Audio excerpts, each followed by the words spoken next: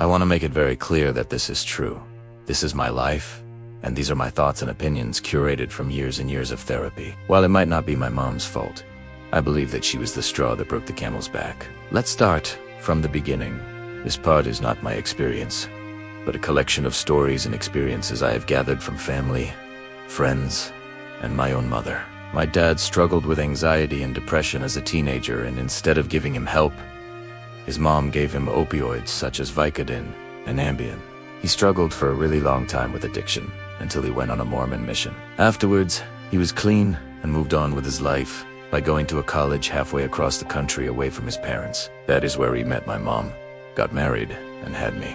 Both of my parents stayed in this state while they finished their degrees and had one of two options: stay in that state and struggle with rent, or stay with my dad's parents for a few years while they saved money to continue my dad's education. They opted to stay with my dad's parents. Within a few months of living with them, my dad had fallen to addiction again because my grandma's solution to any problem was a pill. My brother was born about 6 months later, and my parents began to fight because my dad's addiction was taking over. After 4 years, they finally were able to move to a different state so that my dad could finish college, where he passed the bar exam and began practicing as an attorney. I was 6 years old at this point of time.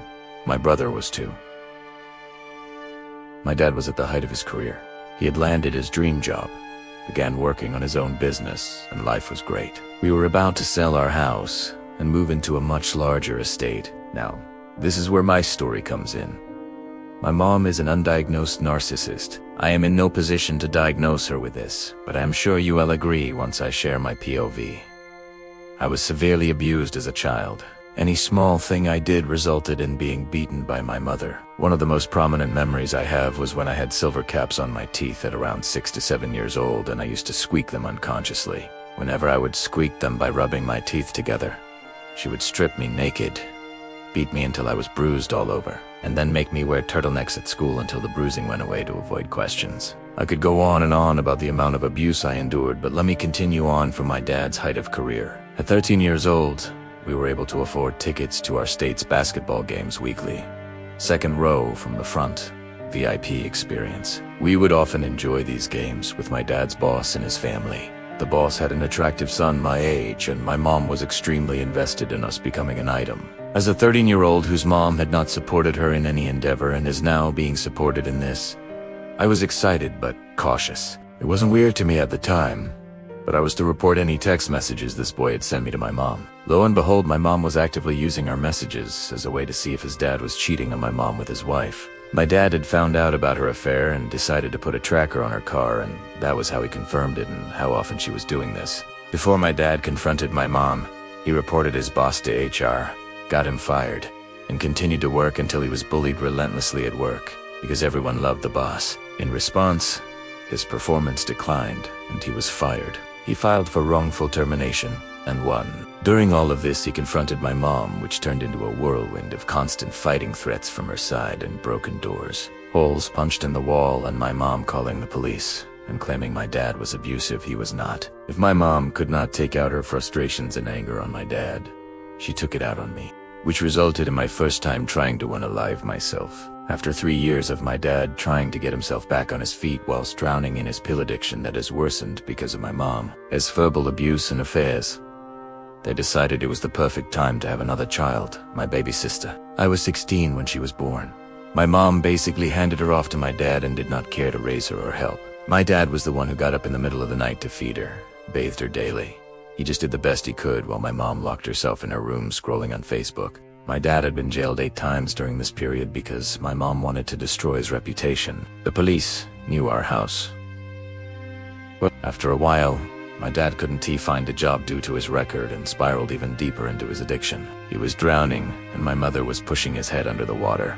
The straw that broke the camel's back was when my mother became pregnant, and in an effort to cover it up, she convinced my dad to have relations with her after them not touching each other for trace years. And it worked until my baby's sister was born 3 months, premature as a healthy bouncy baby. My dad secretly got a paternity test and found out she was not his. My dad had never planned to tell me and my brother, but at this time, I was 20 years old and was my dad's sponsor to help him with his addiction. I remember the call vividly. My dad was kicked out of the house for a week at this point and living in a shitty motel. When he called me and said he was struggling, so I instantly got in my car and drove to him. I took him out for some food when he broke down and told me what had happened. I was furious. I finally understood why my dad struggled so hard with addiction, because my mom would not allow him to heal.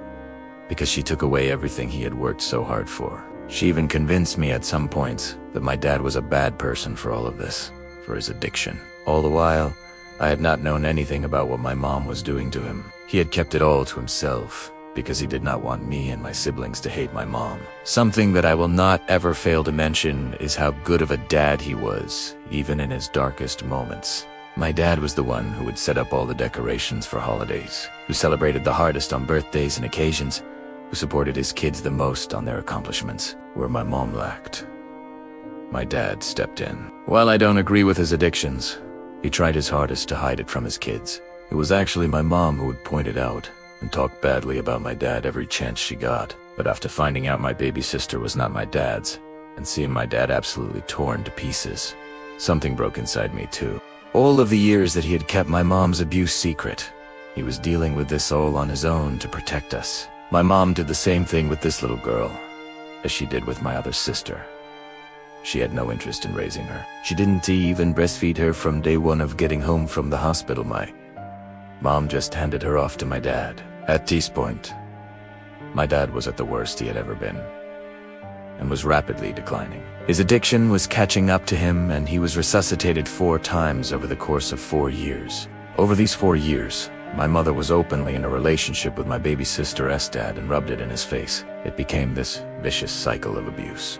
She would come home from visiting her baby daddy, my dad would get upset, she would explode on him, and then he would lock himself in his room and get high off of his pills because he had no other way of dealing with this kind of pain. My dad loved my baby sister with every ounce of his being. He constantly would say that she is his daughter no matter where she came from or how she came to be.